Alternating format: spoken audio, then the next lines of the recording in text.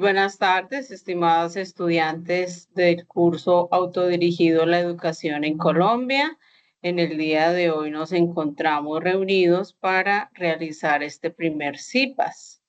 Qué bueno que contamos con la presencia de dos estudiantes, con Nelcy y con Katherine. Antes de iniciar, eh, oh, bueno, acá ya activé mi cámara. Me gustaría preguntarles si ya antes habían tenido la experiencia de un curso autodirigido o este es la primera experiencia que tienen con un curso con la metodología que se está implementando en la universidad y qué les ha parecido antes de iniciar con la parte teórica de lo que corresponde con el CIPAS. Me gustaría de pronto una opinión de usted. No sé cuál de las dos quiere participar. Pueden habilitar el micrófono. Pues, profe, yo nunca me había enfrentado a un escenario de un curso autodirigido. Me parece complejo porque de cierta forma, cuando teníamos la oportunidad de tener foros, me parecía a mí mejor porque no solo podíamos tener retroalimentación de el tutor que nos estuviera acompañando, sino que también teníamos como esa interacción con los otros compañeros. Ahorita se siente más como lea y responda a un cuestionario y no hay, uno se siente aún más solo. De por sí estudiar desde la virtualidad implica que uno no siente tanta compañía como puede sentir en un escenario presencial, pero creo que estos cursos autodirigidos hacen que el aprendizaje se sienta como solitario. Es mi percepción. Listo. Bien, Catherine. Bueno, frente a lo que tú estás comentando, pues, ¿qué te puedo comentar? El curso autodirigido lo que permite desarrollar aún más es esa parte del autoaprendizaje, ¿no? Efectivamente, la comunicación la vamos a hacer a través del correo interno, aunque hay un foro, en algún momento si quieren crear un foro los estudiantes para que puedan participar ahí, voy a crear un grupo en Teams para que entonces de esa forma en algún momento si tienen inquietudes, pues a través de ese grupo las podamos resolver. Entonces, dentro de la metodología del curso autodirigido, ¿qué es lo que se está mirando? Su observación es muy válida, Catherine, así como en algún momento otros estudiantes tenían discusiones frente al trabajo colaborativo, frente a presentar trabajos de forma colaborativa y que siempre cada vez están pidiendo y hacen solicitudes de presentar individual, ¿ya? Entonces, pues el curso autodirigido, digamos que tiene las ventajas de que el estudiante, igual en el momento que organice su tiempo, puede efectivamente, pues, avanzar con su proceso académico, con las evaluaciones. Digamos que hay una ventaja con las evaluaciones y son los intentos que se permiten, así como se ha pensado que las preguntas de los distintos cuestionarios con los que se ha desarrollado el curso, pues atienden a las lecturas que están dispuestas y se van preparando los estudiantes frente a esta parte del tipo de preguntas múltiples con selección única que permite que les apoye para los procesos de saber pro. Las preguntas no tienen, digamos, un nivel de complejidad que en algún momento se busque que les afecte a ustedes la calificación. De igual forma, Catherine, gracias por tu observación y pues la idea es y la invitación a que de pronto cualquier situación que se le presente a través del correo interno, o a través del grupo de Teams que se va a crear para que podamos tener comunicación y de esa forma pues no se sienta de pronto como lo manifestaba en un comienzo, de pronto un poco sola en su proceso académico. ¿Le parece? Me parece perfecto, profe. Muchas gracias. Listo, bien. Bueno, ¿qué es importante tener en cuenta? Entonces vamos a ver acá este primer CIPAS. Dentro de la metodología, lo que nos está invitando este tipo de cursos es que se desarrollan estos CIPAS de interacción con ustedes para poder igual en algún momento despejar dudas. Bienvenida a Laura que ingresó a este CIPAS. Bien, el primer aspecto es importante tener en cuenta la guía. Como estaba mencionando, los cursos autodirigidos tienen una característica y como están los cuestionarios abiertos, pues ya se cerró el primer cuestionario y como está en la agenda y lo vamos a ver a continuación, encontramos los resultados de aprendizaje. Entonces, el curso tiene 4 resultados de aprendizaje. Gracias a quienes siguen entrando a este CIPAS. Entonces, están dados, el primer resultado de aprendizaje se cerró con el primer cuestionario. En este momento se está desarrollando la tarea 2, ¿cierto? Análisis descriptivo de la educación atiende al resultado de aprendizaje del curso 2. Sí es muy importante tener en cuenta la fecha de apertura, cierre, no les coja el afán de pronto de presentar el cuestionario. Ya he visto las calificaciones de algunos que ya han empezado a presentar. Hay solo una persona que sacó un puntaje muy bajo, pero pienso que eso es porque de pronto faltó haber revisado un poco más la información y los referentes bibliográficos que presenta el curso.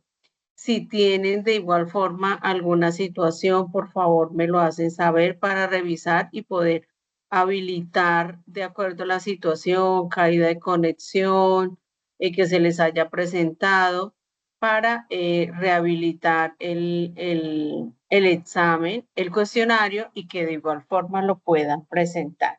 En ese momento, entonces, la actividad que se está desarrollando que corresponde al resultado de aprendizaje del curso está habilitado hasta el 16 de marzo.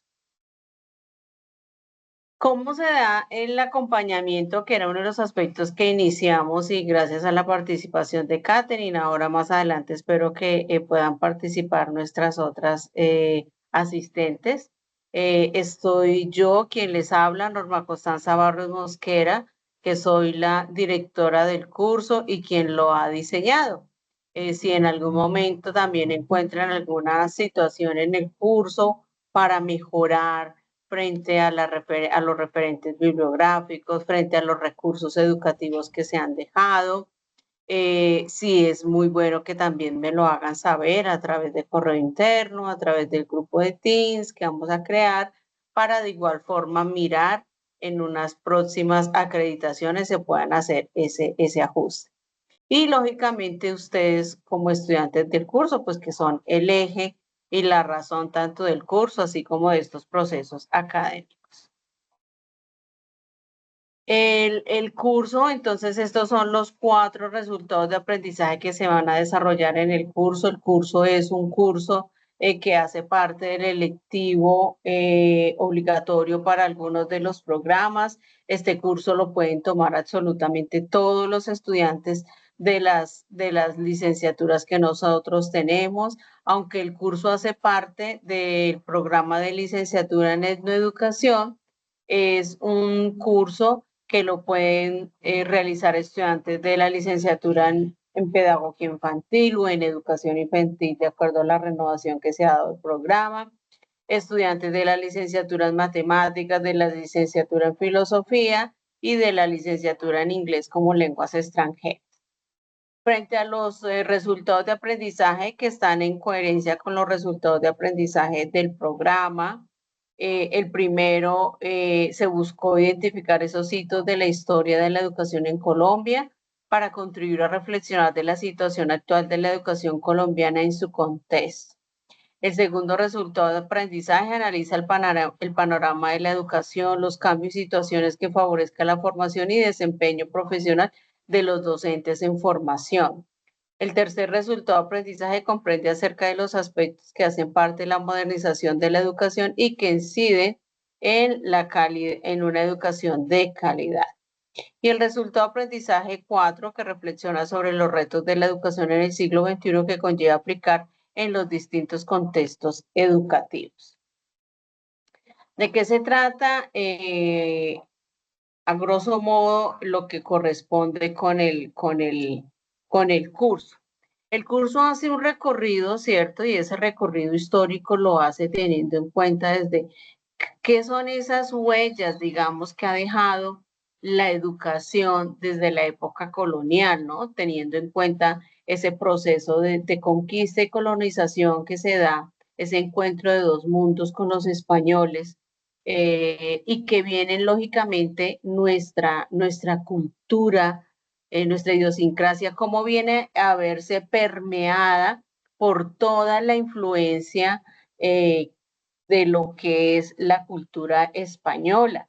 Nosotros vemos y algo muy básico que todavía vemos que está dado en todas las ciudades, y es que todas las ciudades tienen una estructura y lo que nosotros identificamos como el centro de la ciudad, donde se encuentra el parque principal, donde se encuentra la iglesia y alrededor, pues, la mayoría de instituciones gubernamentales. Esa estructura, por ejemplo, de infraestructura que está dada, eso es una herencia que tenemos de los españoles y cómo eso se encuentra en cada una de las ciudades. Así como esa parte de la infraestructura ha quedado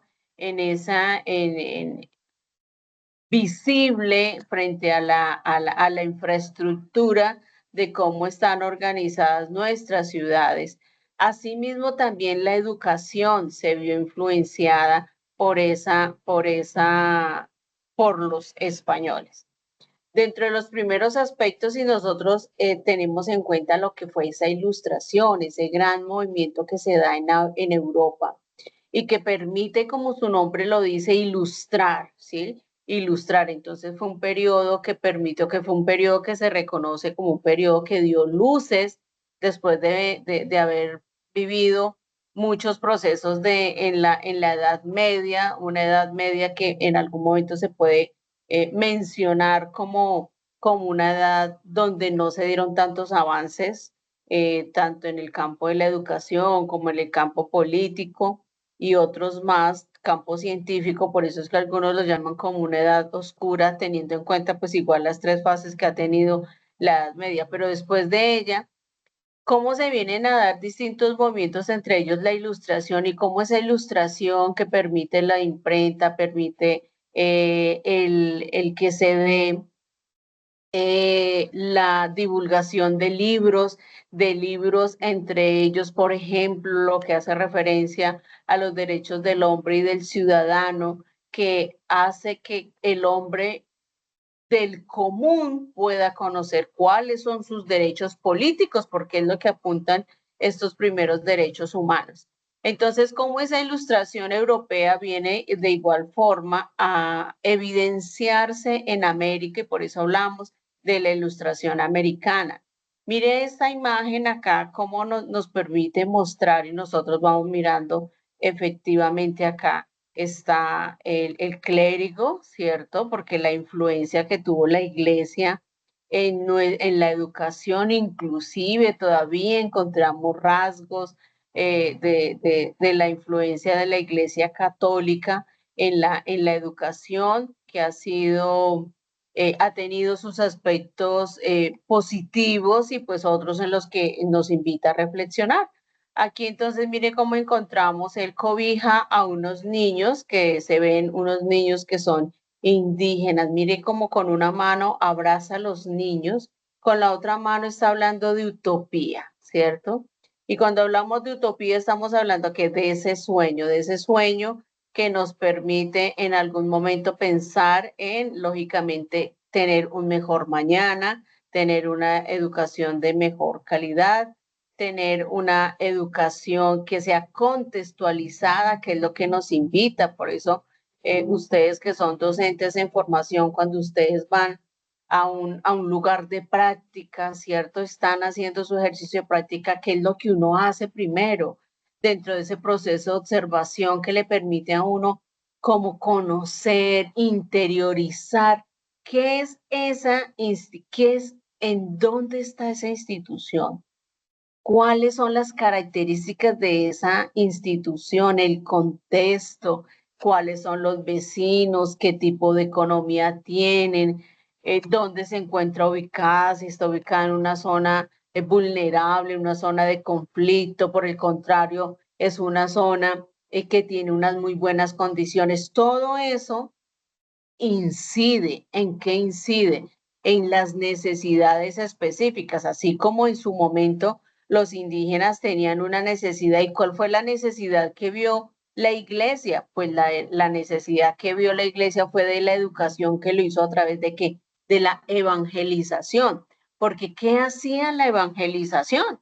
La evangelización lo que hacía era darles unas herramientas a los pobladores, a los indígenas de América, ¿cierto? Y de esa forma los hacía sumisos. ¿Qué es lo que ha hecho? Es una de las reflexiones y una de las críticas también que se hacen con la iglesia, porque lo que en algún momento busques es la sumisión del pueblo, la sumisión de sus fieles para, lógicamente, atender a los requerimientos que se tengan en la iglesia. Entonces, de una forma sumisos, ¿sí? Entonces es mucho más fácil que hagan las tareas que se les piden, que cedan sus terrenos, que cambien sus costumbres. Entonces es muy importante cómo poder mirar ese aspecto. Aquí también, y dentro de esa utopía, está la cédula real del 14 de agosto de 1768. ¿Qué quería esa cédula? La cédula real fue el documento oficial que se daba desde el virreinato en ese momento. Entonces, esa cédula lo que buscaba era esa diferenciación entre educación, ¿cierto? Entre la parte de la familia, ¿cierto? Y la parte religiosa. Porque es que en un comienzo, ¿quiénes han sido los primeros educadores? Los primeros educadores ha sido la familia y en algún momento se identifica como esa educación doméstica. Nuestros primeros educadores, ¿quiénes son? Nuestros padres que nos enseñan, y luego entonces viene un proceso, un segundo actor que se involucra dentro de este aprendizaje. ¿Quiénes son? Ah, pues efectivamente viene a intervenir la escuela. Y la escuela no está sola, la escuela atiende, así como comentaba hace un momento, atiende a esos procesos gubernamentales, entonces de acuerdo a los intereses que se tengan, ¿cierto? De acuerdo a la economía que se tenga, de acuerdo a los aspectos políticos, eso se traslada a la escuela, porque la escuela es la que viene a desarrollar muchos de estos procesos para que sus estudiantes, lógicamente, puedan atender esas necesidades que se tienen. Entonces, acá desde esta época, ¿qué es lo que se buscaba? Que se diera una apertura de esas escuelas públicas, porque la educación también en sus primeros inicios fue que fue para los privilegiados. Quiere decir que estos niños que encontramos acá no podían tener la educación que tenían absolutamente todos. A ellos únicamente les enseñaban lo necesario, lo prioritario, que era lo prioritario, que era de pronto a desempeñarse en algunas tareas, de pronto de entender, ¿cierto? De contar, de leer hasta ciertos aspectos, pero algo muy básico, porque la educación estaba dada para quien, lógicamente, para los que tenían ya y se encontraban dentro de otro contexto, como son los criollos, los hijos de descendientes de españoles, pero ya criados acá en la Nueva Granada, y entonces se viene a dar ellos ese privilegio de tener la educación, una educación desde las lenguas, desde el latín, desde las distintas lenguas que se tienen, desde la parte de la política, de la medicina, ese privilegio viene a estar para las clases oligarcas, ¿cierto? Para la gente del común, la educación no estaba pensada. Entonces es acá a partir de esta cédula que se viene a dar esa transición de la educación doméstica a la educación colonial, es decir, es un primer paso.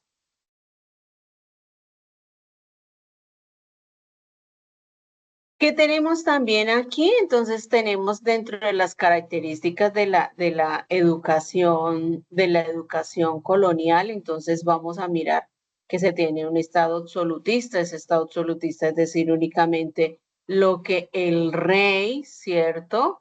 Los virreinatos, acordémonos que la Nueva Granada fue ese virreinato de España, y entonces las leyes que se determinan es ese estado absolutista. Entonces la educación está centrada en la formación de ciudadanos cristianos y virtuosos. Lo virtuoso depende igual del contexto. Si nosotros estamos hablando de virtuoso desde la época de Atenas, entonces el hombre virtuoso era el hombre que iba a la guerra, ¿cierto?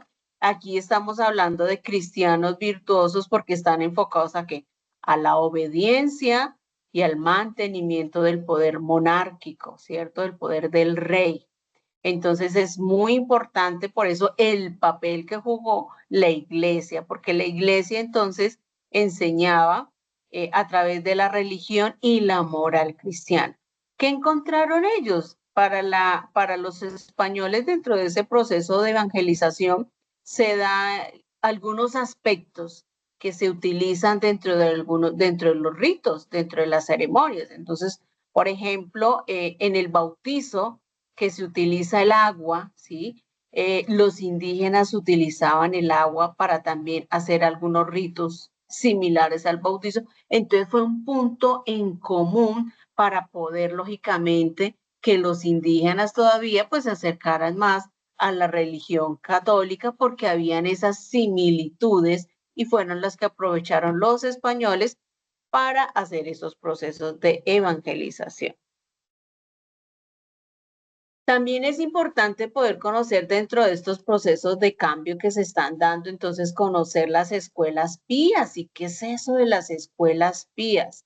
Entonces, dentro del proceso importante que se dieron aquí, lo que fue, vamos a disminuir acá, lo que fue después de la expulsión de los jesuitas, ¿cierto?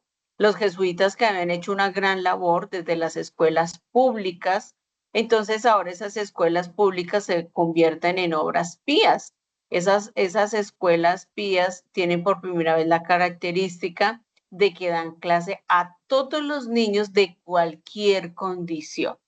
Entonces queda dentro de las primeras escuelas pías que se vienen a dar, es la escuela que se funda en Popayán por Manuel Díaz de Vivar. Y que esta escuela pía viene a iniciar labores en 1768. Entonces recibían a todos los niños para que aprendieran a leer, escribir y contar. Esas son las tres características de la educación del siglo XVIII. ¿Qué les interesaba? Que supieran leer, que supieran escribir y que supieran contar. Entonces todo de las matemáticas acá. Entonces poco a poco vamos a ver la importancia de algunas áreas que hoy en día conoceríamos nosotros.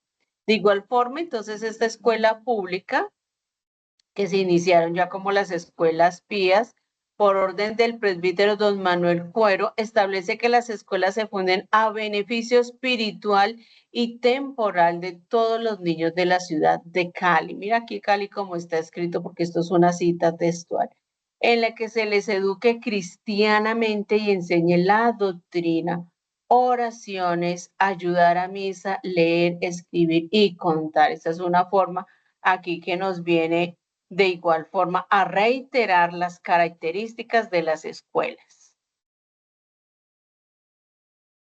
Bueno, vamos a continuar acá. Entonces, dentro de la escuela, y vamos a correr un momentico esto, bien, perfecto. Dentro de las escuelas en el sistema mundial moderno, ¿cierto?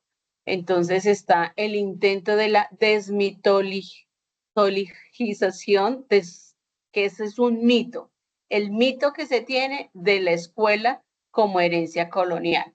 Entonces, dentro de estos procesos, el primero que encontramos lo comenta Adi, y él dice que desafía la idea de que las escuelas en los países postcoloniales son meramente una continuación de las estructuras coloniales.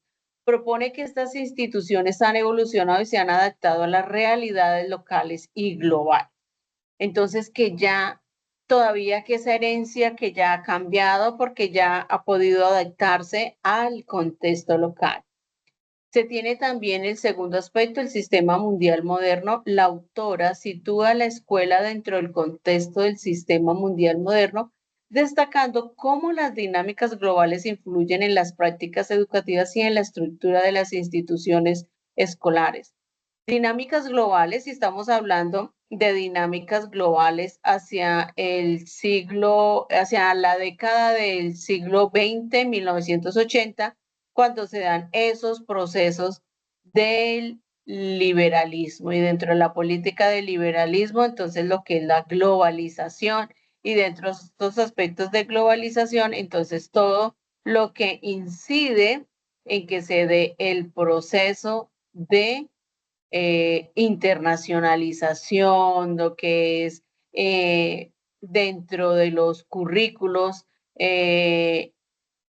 el manejo de una segunda lengua, dentro de los currículos, lo que hace referencia al manejo de las tecnologías de la información y la comunicación, que son aspectos que se relacionan con esta globalización de la educación. Que se da la transformación y adaptación, se enfatiza la capacidad de las escuelas para transformarse, adaptarse a las necesidades y contextos específicos de cada sociedad, alejándose de una visión estática y colonialista. El cuarto aspecto, crítica a la visión eurocéntrica. Adi critica la perspectiva eurocéntrica que ha dominado la historiografía de la educación, abogando por una visión más inclusiva y diversa que reconozca las contribuciones y adaptaciones locales. Acá estos aspectos para mirar. Entonces, pensé que se te había caído la conexión. Catherine, vuelvo a compartir pantalla. Profe, no, es que levanté la mano porque me surge una duda con Cuéntame. respecto a esa diapositiva anterior y lo que usted comentaba hace un rato sobre quienes tenían acceso a la educación con, es decir, a los que se educaban más allá de una habilidad básica.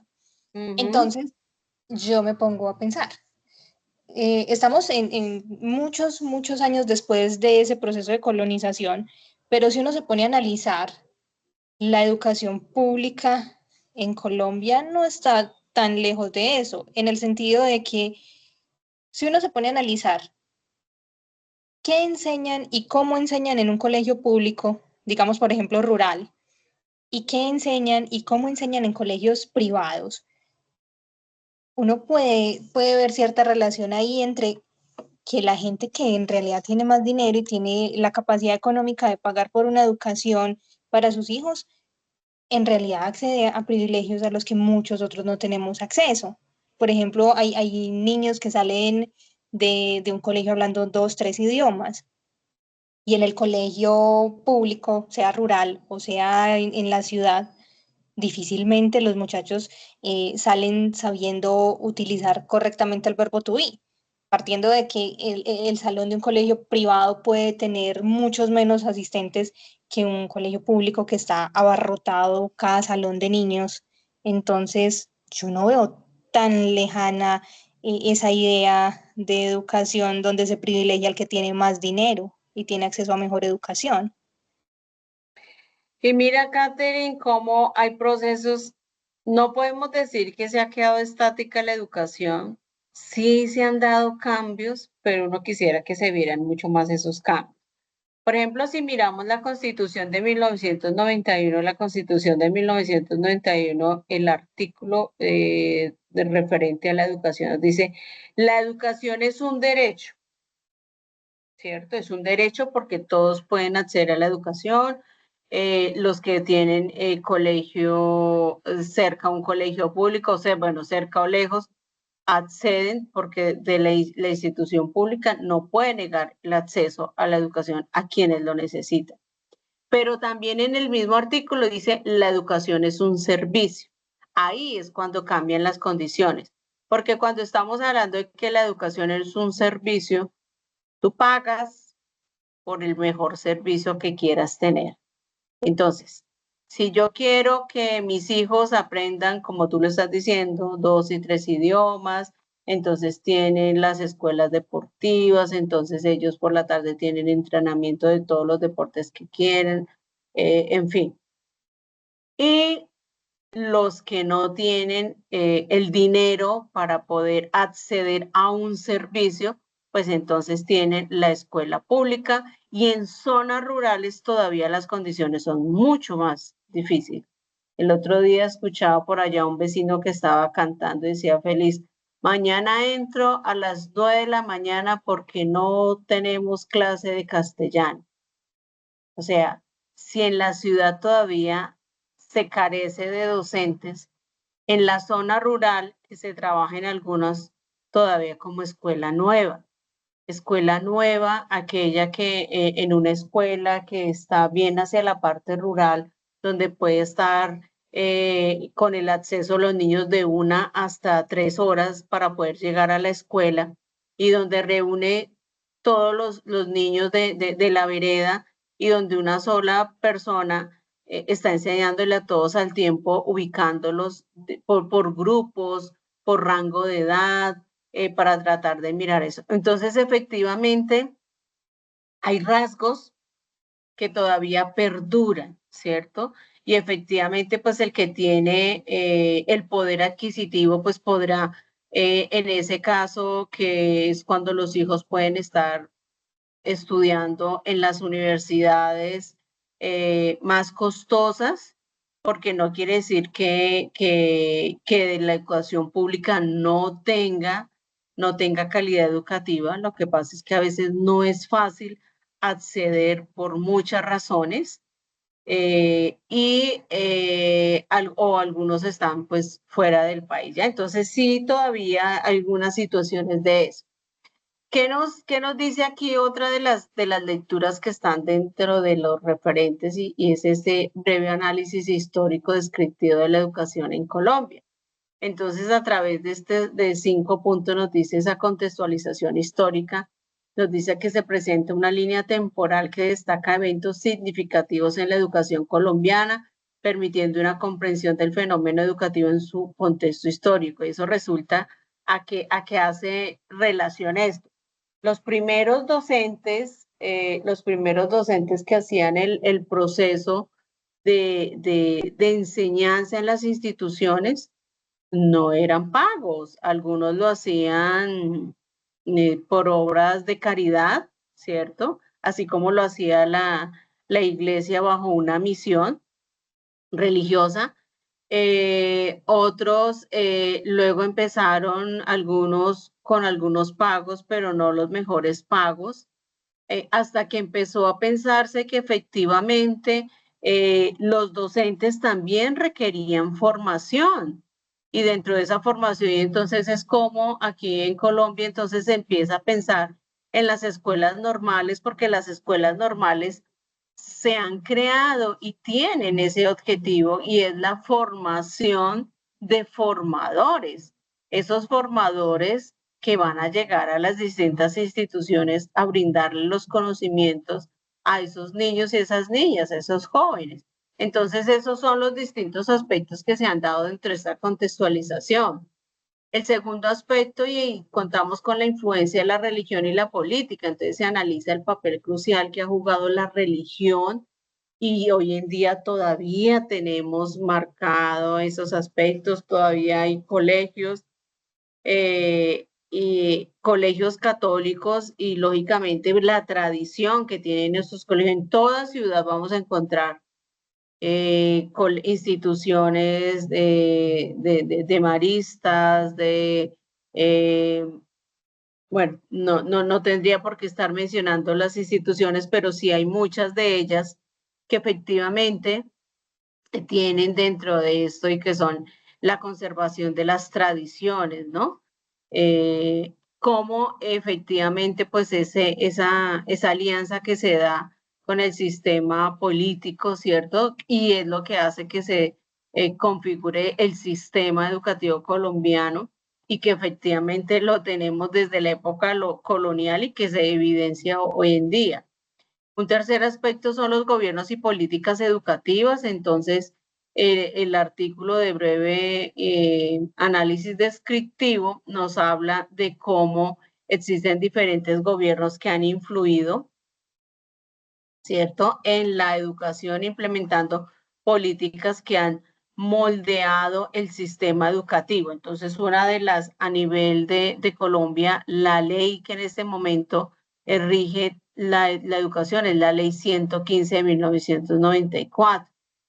Y esa ley 115, pues aunque ha tenido efectivamente algunas reformas, pero ahí donde se encuentra todo lo correspondiente a los ciclos de formación, a las áreas, que eso pertenece a la parte macro y microcurricular, las exigencias del proyecto educativo institucional, que es el que rige una institución, cuál es el horizonte que debe tener la institución, cuál es la filosofía que tiene la institución, cómo todo ello se piensa en que haya una educación mucho más humana, centrada en el estudiante, centrada en sus necesidades. Entonces, cómo hay toda esta serie de aspectos que vienen a darse con distintas reformas, con distintos aspectos que se tienen.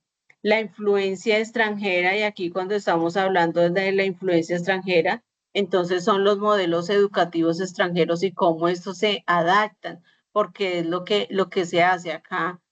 Muchas veces es la adaptación de todos estos educadores que en su momento Rousseau, qué influencia tuvo Rousseau en la educación, qué influencia tuvo Pestalozzi, qué influencia tuvo María Montessori cuando se está hablando en la parte de la didáctica y la didáctica hacia la educación infantil y la didáctica pensada no solo en todo tipo de población, sino en los niños y niñas que tenían ciertas dificultades motoras. Entonces, ¿cómo es la influencia de cada uno de estos pedagogos se vienen a dar inmersos dentro de los distintos modelos pedagógicos que se dan y dentro de los distintos proyectos educativos institucionales que se deben crear desde cada institución? Por eso es que es algo tan propio y que se debe construir.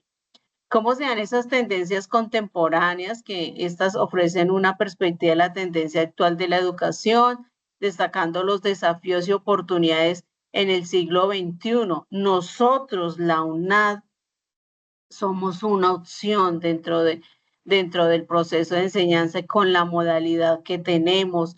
Miren las ventajas que se tienen de la educación a distancia en tiempo, en cobertura, y lo que hace es pensar en cerrar esas brechas que hay. Porque si no fuera por la modalidad que tenemos muchos estudiantes que se encuentran ubicados en zona rural, que ya tienen internet, que ya cuentan con un equipo para poder desarrollar un proceso, que si no se tuviera esta posibilidad, pues de pronto no tendrían la oportunidad de poder estudiar porque la universidad no está físicamente en infraestructura en todas las zonas rurales, pero sí contamos con estudiantes. Entonces, mire cómo las tendencias contemporáneas y hoy en día hay muchas universidades que su modelo está cambiando y están pasando y están haciendo como esa transición de lo que es la presencialidad, ¿cierto? De lo que es esa educación tradicional a lo que es la educación virtual, porque es de los propósitos que se tiene en la educación. Entonces, cómo este análisis permite una visión de lo que es la educación en Colombia frente a cada uno de estos factores. Aquí también entonces encontramos otro artículo acerca de la revisión de las políticas nacionales de educación y aquí nos está hablando del proceso de la educación media. Y esta reflexión aquí está invitando es para que se revise cómo dentro de los distintos objetivos que se tienen y que se han dado en el MEN y a raíz de la Constitución del 91 y a raíz de la Ley General de Educación, pero aún así, cómo está hablando que dentro de la educación media en Colombia hacen falta algunos aspectos, hace falta que haya una claridad frente a la transición. ¿Qué es lo que se busca con esa educación media? Con la educación media, lo que se busca es que los estudiantes, además de ese proceso formativo, de ese proceso académico que están adquiriendo, que muchos de estos les pueden servir para su vida laboral, que fuera enfocado en eso. Por eso en algún momento en las instituciones están y son las articulaciones que se están dando con el SENA, con los programas técnicos que tiene el SENA para que los estudiantes a la par que están haciendo su proceso de formación que va hasta el grado 11, pues que vayan adquiriendo unas destrezas y unas habilidades con programas técnicos que ofrece el SENA, ¿cierto? Para que efectivamente se pueda pensar en que en el desenvolvimiento en la vida laboral, porque pues eso es lo que busca un proceso de formación. Yo me estoy formando, termino mi proceso de formación y pues más adelante yo quiero trabajar. Es lo que hoy en día también los estudiantes están mirando. Bueno, cómo algunos empiezan a mirar su vida laboral a través de las distintas instituciones que se puedan tener. De ahí tan importante reitero lo que es el proceso de práctica porque les permite esa aprehensión de muchos aprendizajes, de la forma de interactuar con los estudiantes, con los padres de familia, con los docentes, con las directivas, el aprendizaje que se tiene de la misma estructura que tiene la institución, los aprendizajes sobre los estudiantes, sobre cómo, por ejemplo, se les orienta a ellos para el aprender a aprender, el convivir juntos, el ser, el hacer que se encuentra en los principios de la educación. Entonces, miren todos esos aspectos tan interesantes que se tienen. Otro de los artículos que nos presenta es la otra universidad en Colombia, la lucha por la emancipación humana. Entonces, aquí a través de estos cuatro aspectos, y este artículo lo que busca es pensar, es reflexionar sobre la necesidad de una educación que sea que inclusiva, adaptada a las realidades locales, promoviendo una visión crítica, transformadora. Cuando nosotros estamos hablando de una visión crítica, entonces estamos hablando de ese legado que ha dejado Paulo Freire, ¿cierto? Que ha dejado Henry Giraud, ¿cierto? Que son los que están hablando de la pedagogía crítica. Entonces nos está hablando uno de esa universalidad alternativa, donde las universidades, la universidad campesina, intercultural, indígena y de los pueblos, que se caracteriza por sus fuertes relaciones con la interculturalidad y la educación popular. Mire cómo se viene a dar, lógicamente, tener en cuenta la educación indígena, ¿cierto? Que tiene unas especificaciones porque busca que perdure la lengua materna, porque es uno de los aspectos que están sufriendo los indígenas, porque están perdiendo su identidad cultural. Y esa pérdida de identidad cultural tiene que ver con muchos aspectos que se dan dentro de esos aspectos culturales, aspectos económicos, pero es no perder esa identidad cultural. Entonces, ¿cómo a través de esa interculturalidad, que es ese respeto entre las culturas, entre el trato de las culturas, ¿cierto?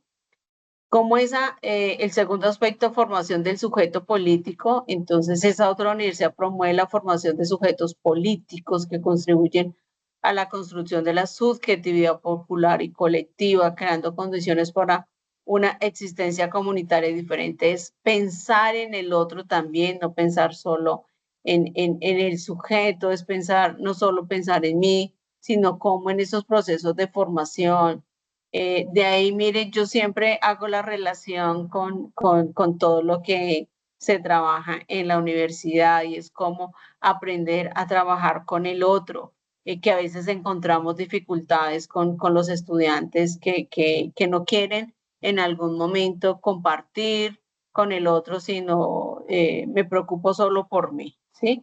Cuando es eso. Y en toda institución, lo que nos está hablando es eso. Por eso, en un proceso de entrevista, a usted le van a preguntar cómo trabaja en equipo, cómo se desenvuelve, cómo trabaja, cómo lidera, para mirar, ¿cierto? Porque es uno de los aspectos que nos está hoy en día en toda empresa, es lo que se está buscando, promover en sus empleados, en sus profesionales, y esa parte del trabajo en equipo, porque el trabajo en equipo lo que hace es que se tengan todavía mejores resultados.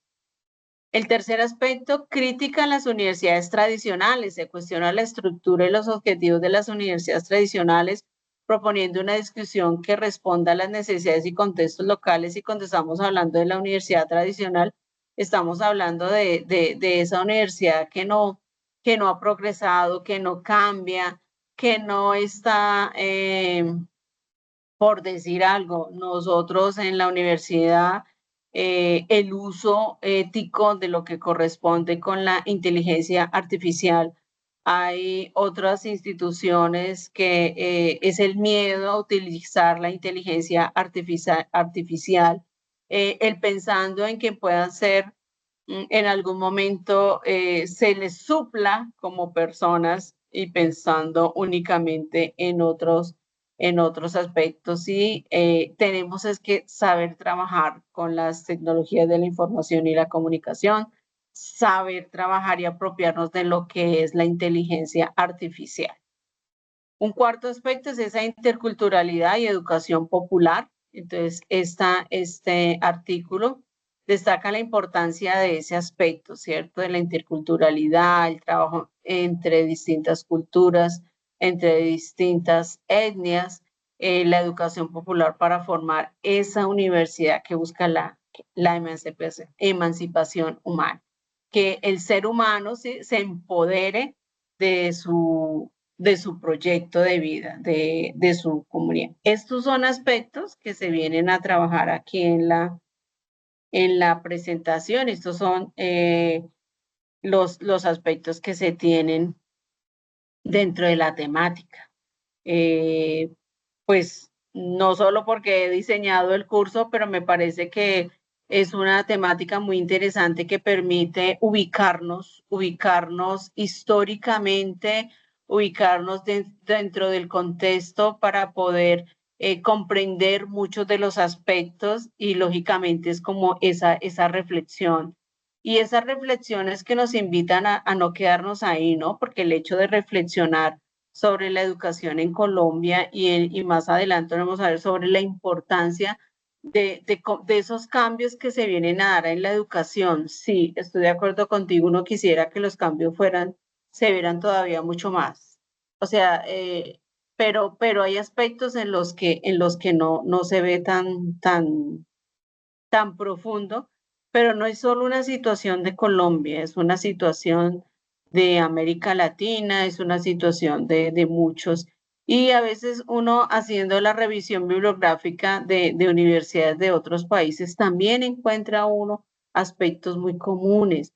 Los aspectos interculturales, por ejemplo, en Europa tiene que ver mucho con esos desplazamientos que se ven de un país a otro, ese desarraigo cultural por esos mismos desplazamientos, por esos procesos que se dan. Entonces, aunque allá pueden ser otras causas, acá nosotros también vivimos ese desarraigo de nuestros campesinos, de nuestros indígenas, por la situación política que se vive en algunos sectores. Entonces, es como pasan muchas veces situaciones muy similares, ¿sí? En otros contextos y es por eso tan importante que nosotros como docentes es que debemos de conocer ese contexto para mirar a ver cómo además de conocernos, de apropiarlo para poder trabajar con él, ¿sí? Esto es lo que quería comentar acá en este CIPAS. Catherine, no sé de pronto qué otra duda tengas, qué otra inquietud en que te pueda colaborar. No, profe, agradecerle por el espacio. Gracias a ti por la participación. Esperemos que en el siguiente CIPAS, y lo mismo, voy a crear el grupo y les dejo el mensajito en el correo interno y cualquier cosa me puedes encontrar en TIS, no hay ningún problema. ¿Listo, Catherine? Sí, señora, muchísimas gracias, profe. Listo, Catherine, que tengas entonces una feliz tarde. Voy a parar la Igualmente. grabación. Sí, Bueno, señora, señora. hasta luego.